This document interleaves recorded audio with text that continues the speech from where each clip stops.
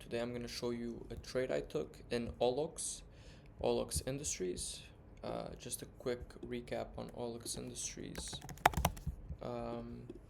Using our new research part of our platform, OLOX Industries has so they've undertaken aggressive financing structures like most small caps. Let me just quickly tell you what the company is about. Okay, so the company, they're an industrial holding company, so they acquire, operate, and they scale businesses that provide engineered solutions across industrial, energy, and infrastructure markets. Looking at their liquidity, they have very small runway, very small estimated cash, and small quarterly burn. Their cash has gone up on the last year, but and their quarterly burn has actually decreased. Apart from being 1.2 million now, as you can see, they can only sustain operations for about 7.6 months, and they also have 7.1 million of debt too. So this means that they need active financing in order to sustain their operations. Hence, they do indeed do a lot of offerings, which impacts and increases the public float, diluting the value of shareholders' stock. So the main idea for OLOX is that on the 28th of May, they acquired CS Digital Ventures, which is their business idea, right? They acquire and then sell companies. So they acquired this company. They paid them 14 million in preferred stock convertible at $1. So as you see, on the 28th of May, the stock rallied up. I'm pretty sure there was also something to do with OLOX signing a new client, or the company they acquired signed a new client. So as you can see, stock price pumped up. You have a lot of volume change. So volume actually got up to the 24 volume close, got up to 30 million plus, which is way above their average. So as I saw this dilution, which occurred and was reported on the 29th of May, which is right here, so we can just make a little square so you know that the reporting occurred somewhere at this level. It doesn't really matter, it's just for visual purposes. I don't know at which time, but what I know is that they had this upward momentum from either pump groups that they called up in order to be able to then offload the shares, or just momentum because of there is volume momentum traders who literally trade almost any type of events. So it doesn't even matter if it's positive, negative, dilutive, they just trade everything. So that's the only downside to shorting dilution, is literally the pumps, and you just have to be able to know which underwriters and which stocks are known to do it, so you can protect yourself. So something I do is I always wait for the hype to die down and then I short the stock. So as you can see, there was still a lot of hype. Even here you have a lot of volume, which I don't want to play with. So as we got over to this point, what happened now? I sometimes I check level 3 data to see whether there's been any type of patterns that may indicate selling of shares.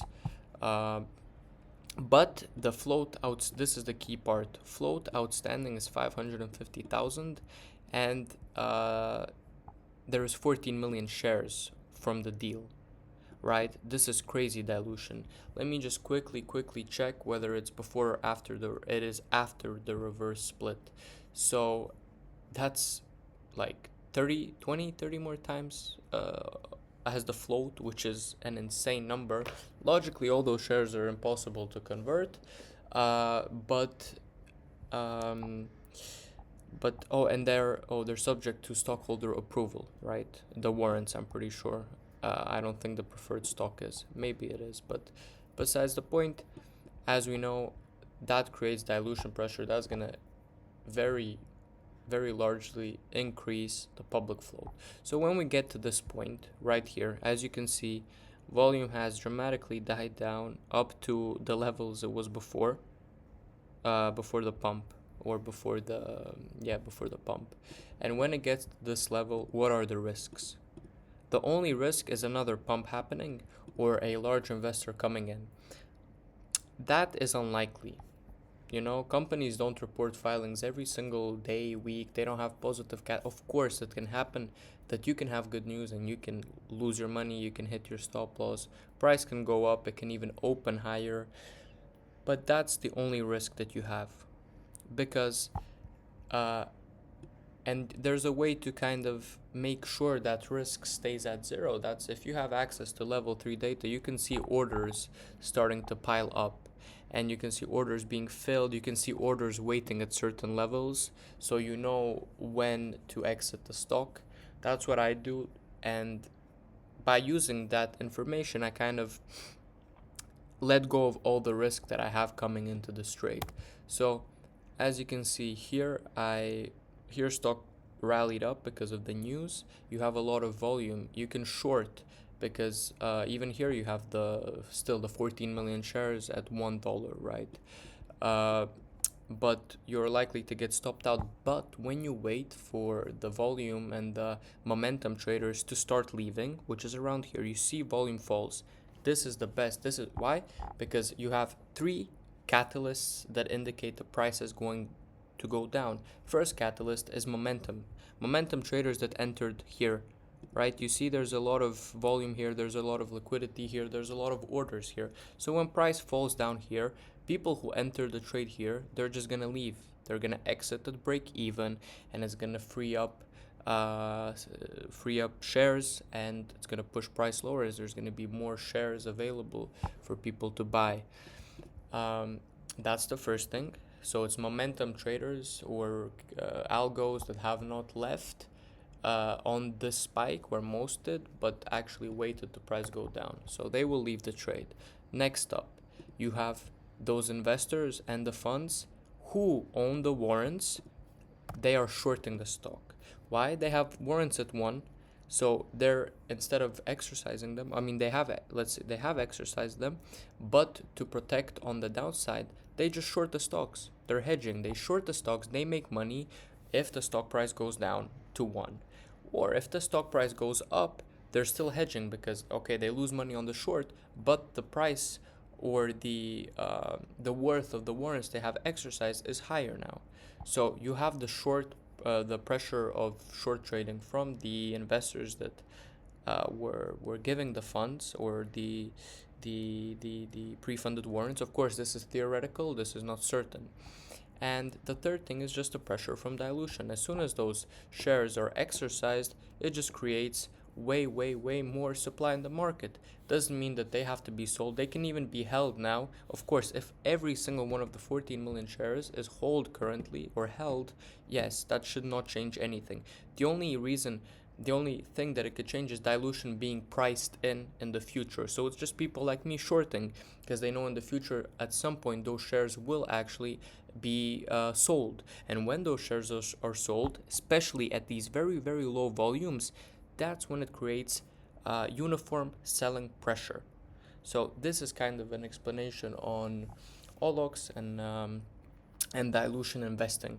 There's so many other things how you can trade small cap stocks, but something that I always liked is when I have not 100% certainty because I cannot predict the future, but when I know that in the long term, without any of these momentum pumps, any of these Telegram, WhatsApp, Chinese groups pumping up the stock, and without retail entering when they see that there's a 20% gapper, besides all of that, the price of the stock on a company that has no actual worth or isn't an AI company, because right now all AI companies are booming no matter how much they dilute. In the future, the stock price is going to be lower than before purely due to dilution. This is a proven fact, right? If the facts or the variables that I have just mentioned all line up, price has to be lower. There's no other explanation to it, right? It's just logical supply and demand. You will have way more supply of shares in the market, and people don't want to buy those shares. Volume stays the same. No one looks at the stock. It's not a good firm. They don't have any positive news. Of course, even if they have some positive news, stock price is gonna pump up, but then it's gonna go back down because they have no real value. Value creates demand. This is not real demand. This is artificial demand. This is artificial demand. This is demand for a period of 5 days, and then as you see, the demand went out. That's not a real demand. When you have real demand, an offering can even push price higher. But this is a stock with fake demand. And this fake demand doesn't matter. You might have this fake demand, but afterwards, price will always reach its fair market value, a place where investors are willing to buy, and you have the same amounts of shares that are being sold at that price, the fair market value. So yeah, this is it for today. Thank you for watching. If you want to learn more about small caps, you can go to our learn kind of part of our platform. You can learn everything about small cap stocks, or if you want to use our system, you can also go and use it. A lot of parts for free, but some parts, offerings, and dilution, those are actually paid.